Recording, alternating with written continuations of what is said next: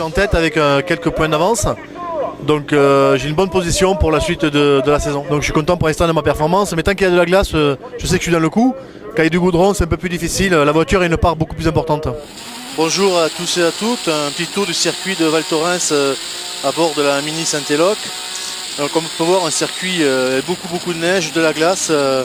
C'est vraiment le style de circuit que j'apprécie énormément. Donc là il y a un premier droit avec, on voit pas très bien mais ça monte énormément. Il faut trouver beaucoup de motricité. Le virage pratiquement le plus serré du circuit, toujours en montée. Deuxième, troisième, quatrième dans le patinage. Seconde pour ce droite. Tout ainsi on a resté le plus possible de la corde. On va faire beaucoup de chemin si possible. Voilà, 3, 4, 5, 6 dans la descente, un peu plus de 140 km/h. Et en essayant de faire pivoter l'auto avant ce droite qui va conditionner la ligne droite d'arrivée, tout en gardant la corde au maximum. Voilà, deuxième, troisième, quatrième à ce moment-là et l'arrivée. Merci à tous. Il va falloir que je reparte en tête du championnat parce que c'est le cas quand je suis arrivé. Donc je vais faire tout pour rester sur le podium, tout le week-end en tout cas, malgré mon lest.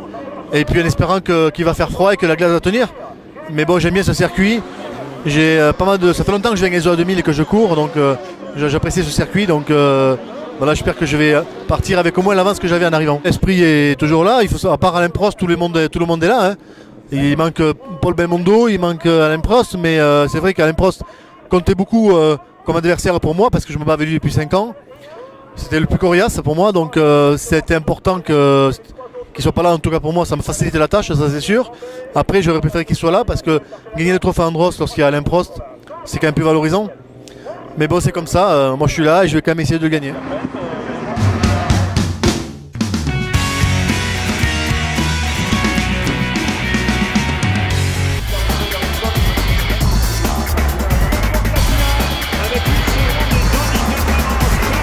Pour l'instant, on peut dire que ça se passe relativement bien. On a fait 3 courses et on n'arrête pas d'osciller entre la première et la 3e place, donc toujours des podiums. C'est super, on a une super régularité. Il faut essayer de tenir la cadence maintenant parce que mes principaux rivaux se rapprochent de plus en plus. Ils ont compris comment fallait rouler avec les clous, avec ces nouveaux clous. Donc on fait au mieux. Pour l'instant, ça se passe bien. On est en tête du championnat, on est en tête du trophée. On a pas mal de points d'avance. Donc j'espère pérenniser ça et garder ce statut de leader tout le long, on verra. Moi je suis terrassier, donc je travaille dans l'entreprise de mon père, Ferrier TP, donc on fait du chantier, on travaille comme tout le monde, quoi, je dirais. Hein. Et sauf que j'ai de la chance d'avoir un partenaire qui est Métropole Nice Côte d'Azur. Et malgré le fait qu'ils savent que je ne suis pas un pilote professionnel, ils m'engagent quand même sur le trophée complet. Et c'est super parce qu'en plus ça marche, on fait des super chronos.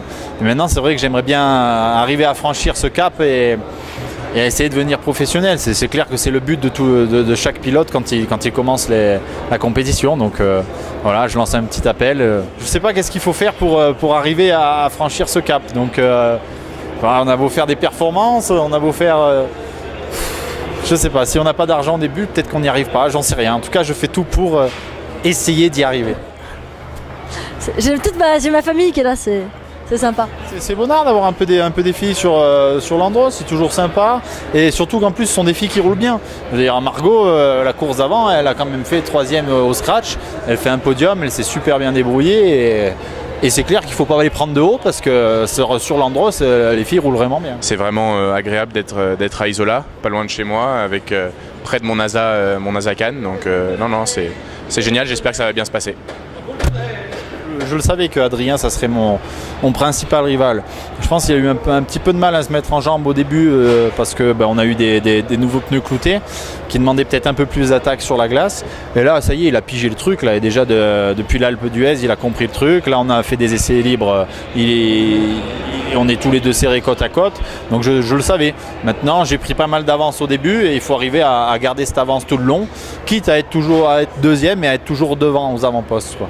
On est tous à fond.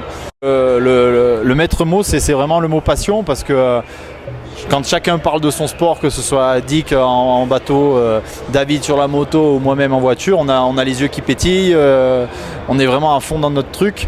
Surtout qu'en plus derrière, il y a des courses qui se gagnent, quoi. Donc c'est encore plus fabuleux. Donc j'espère que ça va continuer comme ça, autant pour moi que pour les autres.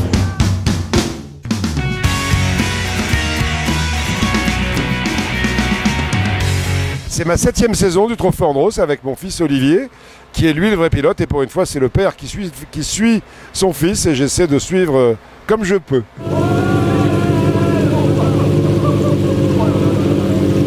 On progresse de course en course, de saison en saison, de manche en manche parce que bon, je fais partie des amateurs qui viennent s'amuser au Trophée Andros. Donc je ne fais pas d'entraînement, voilà, je me lance en course à chaque fois. Et à chaque saison, c'est une redécouverte. Cette année, on a changé d'écurie, on a changé de voiture. Donc il a fallu quelques manches d'adaptation. Et là, à Isola, je pense qu'on a une piste que moi j'adore, qu'Olivier aime bien. Il a fait un podium l'année dernière, donc j'espère que sa deuxième qualif, ça sera bonne. Donc on espère s'amuser et bien figurer dans le classement. Changer de voiture et changer d'écurie, c'est un châssis un petit peu différent, c'est une motricité un petit peu différente, c'est un poids de la voiture différent. Ce sont des réglages qu'il faut adapter au pilote et que le pilote s'adapte à la voiture. Donc c'est un apprentissage qui dure quelques semaines et qui se fait en course. Si on avait pu faire des essais avant, bien sûr, on aurait pu faire tous ces réglages avant. Donc là, la voiture se règle, le pilote se règle petit à petit.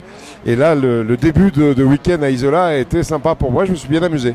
C'est vrai que le pilotage sur glace, c'est quelque chose qu'on n'imagine pas faire un jour sur route. Et c'est pour ça qu'on revient de saison en saison, parce qu'on a des sensations sur la glace qui sont absolument uniques, avec ses 350 chevaux derrière, avec 4 roues motrices et directrices, avec des circuits qui sont magnifiques, parfois à l'arrêt, parfois très rapidement. Donc on essaie de glisser en fait. On est sans arrêt en glisse, sans arrêt on essaie de retrouver la motricité de la voiture après les glissades, après les épingles, après les virages ou les paraboliques. Donc on essaie de retrouver de la motricité, on essaie de bien jouer des rapports et puis des freins. Enfin voilà, c'est toute une technique. Alors on freine, on glisse, on redresse, on accélère à fond. C'est vrai que sur la route, on ne fait pas du tout la même chose, heureusement. Mais en revanche, le fait de piloter sur glace m'a aidé plusieurs fois sur route à me sortir de situations délicates. Ne serait-ce que de comprendre que quand on glisse, si on freine ou si on lâche l'accélérateur, la voiture part en luge et elle glisse encore plus. Donc quand on part en glissade sur une route, il ne faut jamais lâcher l'accélérateur, il faut toujours maintenir un petit peu de gaz, ne jamais freiner, maintenir un petit peu de gaz pour que la roue continue à tourner et cherche de la motricité pour raccrocher. Moi je milite pour le sport automobile parce que pour plein de raisons, le sport automobile c'est un laboratoire pour les marques automobiles. Le fait qu'il n'y ait plus de Grand Prix de Formule 1 en France, il ne faut pas s'étonner si derrière les grandes marques automobiles françaises sont en difficulté. Il faut un Grand Prix de Formule 1 en France. Il faut que les grandes marques reviennent, que Peugeot revienne aux 24 heures du Mans. Peugeot absent des 24 heures du Mans cette année, Audi en a bénéficié, y compris dans ses ventes derrière. C'est un laboratoire technologique, la course automobile. Sur glace, ça l'a été notamment pour les courses électriques, où maintenant les voitures électriques sur glace vont aussi vite pratiquement que les voitures thermiques. Et puis il y a aussi une notion de plaisir avec l'électrique qu'on ne trouve pas dans les petites voitures qu'on nous montre qui roulent à 10 à l'heure. Quand on achète une voiture, on essaie d'avoir du plaisir à la piloter. On pourra avoir du plaisir à piloter un jour des voitures électriques et en cela le Trophée Andros est un laboratoire. Et il reste des passionnés de sport dans le Trophée Andros et parmi eux il y a des grands champions, il y a Jacques Villeneuve, il y a Jean-Philippe Béraud, il y a Olivier Panis, donc il y a de très grands pilotes. Il n'y a pas d'écurie officielle, il y a des patrons d'écurie passionnés eux-mêmes par la course automobile. Et c'est dommage qu'il n'y ait pas d'écurie officielle, c'est dommage que les marques ne viennent pas participer à la première course européenne de course sur glace. Mais nous, on s'amuse et c'est l'essentiel. Et là, les pilotes amateurs comme moi, des connus ou inconnus, des gens qui viennent, des grands sportifs comme Alain Bernard ce week-end en électrique, ça nous donne, ça donne envie de s'amuser. J'espère qu'Alain Bernard reviendra parce que c'est une atmosphère formidable. Il y a toujours beaucoup de public. Et là, on a encore 3 rendez-vous. Après Isola, on a 3 rendez-vous à Lens-en-Vercors, à Superbès et à Saint-Dié-des-Vosges, où il y a des dizaines de milliers de spectateurs, car le sport auto, c'est d'abord et avant tout un sport populaire.